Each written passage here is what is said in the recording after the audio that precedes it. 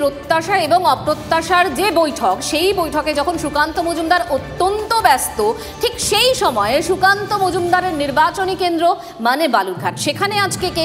সেখানে আজকে তৃণমূল সেনাপতি অভিষেক বন্দ্যোপাধ্যায়ের জনগর্জন সভা, এবং এই যে গঙ্গারামপুর স্টেডিয়াম, সেখানেই জনসভা করবেন তিনি।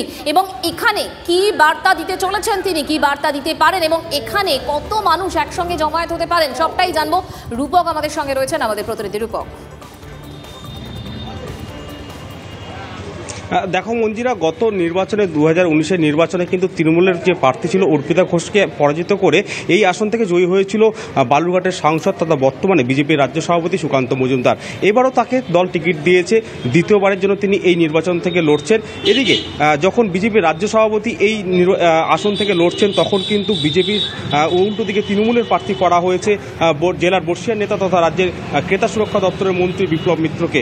এদিকে বিপ্লব মিত্র যখন প্রার্থী হয়েছে, তারপর কিন্তু জেলায় কোন্দল কিন্তু অনেকটাই মাথা চাড়া দিয়েছে। সেই জায়গা থেকে অভিষেক ব্যানার্জির আজকের যে জনসভা, সেটা অনেকটাই তাৎপর্যপূর্ণ এবং গুরুত্বপূর্ণ, কারণ আজকের এই সভা থেকে হয়তো তিনি দলীয় নেতৃত্ব নিয়ে একটি বিশেষ বৈঠকও করতে পারেন, এবং কি বার্তা দিতে চলেছেন সেটাও কিন্তু যথেষ্ট গুরুত্বপূর্ণ।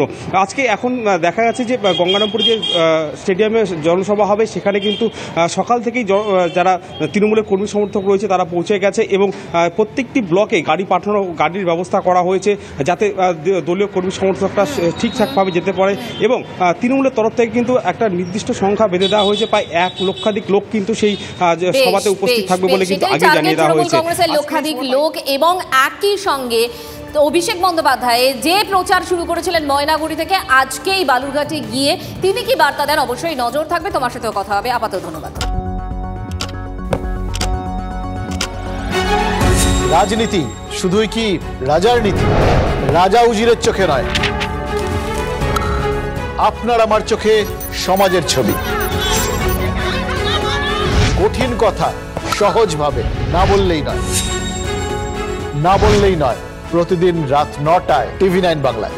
TV9 বাংলা না দেখলেই নয়।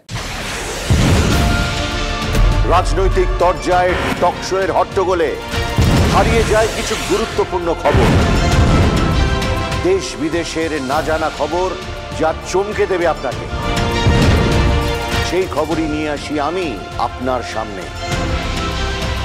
আমি অনির্বাণ চৌধুরী।